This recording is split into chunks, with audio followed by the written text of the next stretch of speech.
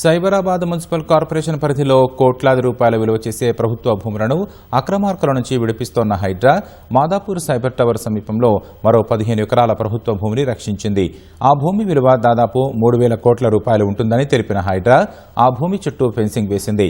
రంగారెడ్డి జిల్లా శేరలింగంపల్లి మండలం ఖానామెట్లోని 41/12, 13, 14 సర్వే నెంబర్లలో మొత్తం 15 ఎకరాల ప్రభుత్వ భూమి ఉండగా ఆ భూమి తమదని ఇట్టినా ప్రాపర్టీస్ సంస్థ క్లెయిమ్ చేస్తూ వస్తోంది.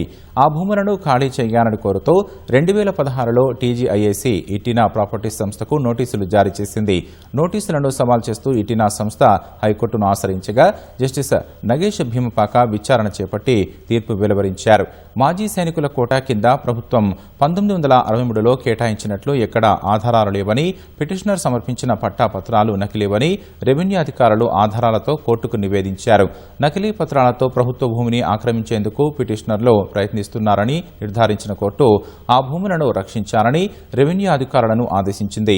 రెవెన్యూ అధికారుల విజ్ఞప్తి మేరకు క్షేత్రస్థాయిలో పరిశీలించిన హైడ్రా హైకోర్టు ఆదేశాలకు అనుగుణంగా 15 ఎకరాల ప్రభుత్వ భూమిని కాపాడుతూ ఫెన్సింగ్ వేసింది. ప్రభుత్వ భూమిగా పేర్కొంటూ బోర్డులు ఏర్పాటు చేసింది.